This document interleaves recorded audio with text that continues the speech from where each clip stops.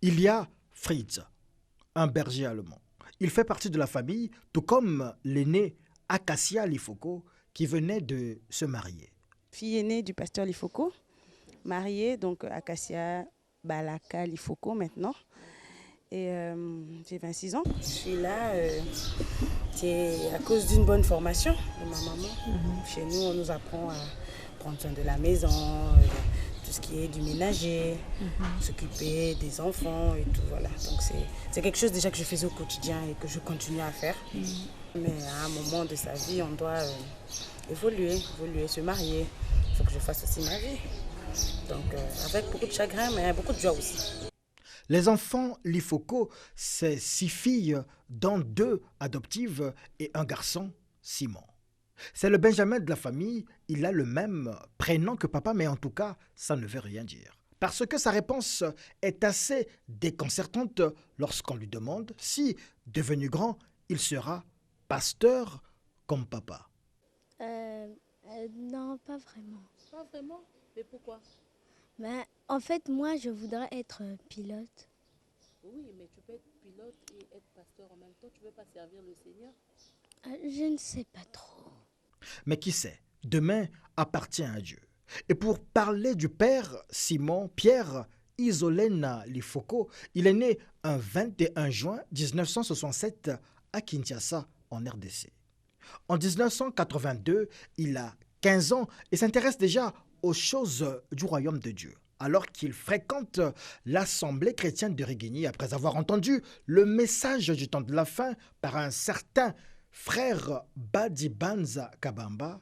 7 ans après, Simon-Pierre Lifoko prête serment après avoir reçu de la part du patriarche Richard Dioka un ordre de mission.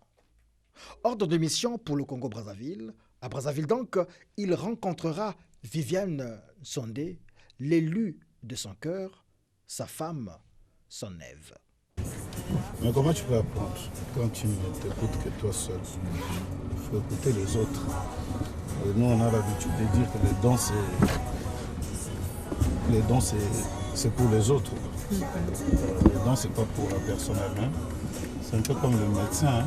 Dans l'heure déontologie, même quand il est malade ou l'un de ses enfants est malade, on dit toujours qu'il puisse appeler un autre médecin de peur qu'il ne puisse exagérer parce que dans le souci de vouloir voir son enfant ou sa femme,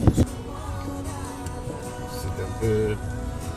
Mais j'aime bien écouter beaucoup plus les autres, les jeunes gens qui sortent à présent. C'est là où je construis la radio et la télé. Hein. Ici, hein? C'est pour moi là. Ouais. En étage ici? Oui. Ah ah. Oui. Ok. Je vais mettre la ceinture ici. Et ça c'est pour moi. C'est là où nous allons mettre la télé et la radio. En 1983, Lifoko chante. Il joue aussi à la guitare. On l'appelle désormais Lifoko du ciel. 52 ans de vie sur Terre, 34 ans de carrière en tant qu'artiste, musicien, chrétien, compositeur, arrangeur et poète.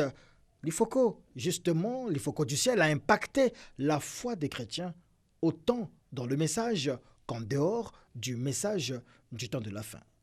40 albums dans sa discographie.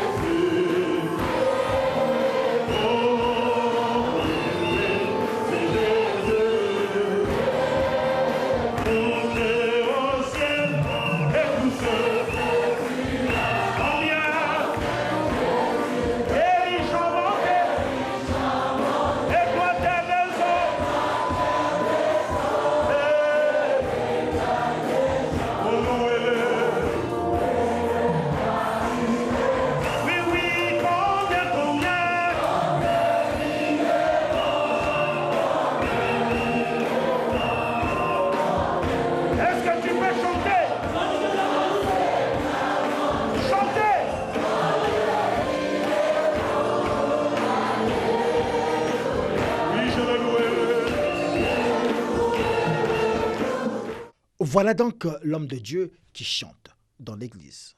Une assemblée qu'il a créée en 1994 et qu'il appela, inspiré par l'Esprit de Dieu et par les révélations du prophète William Marion Branham, Rouge Gorge Tabernacle. Plus ou moins 4000 membres. Et là encore, ces chiffres n'incluent pas les autres tabernacles qui portent les mêmes noms à Pointe-Noire et un peu partout au Congo, en RDC, en Angola et ailleurs. Apôtre, chantre, l'Ifoko du ciel dit Muntu Nzambi est un des piliers des églises du message du temps de la fin.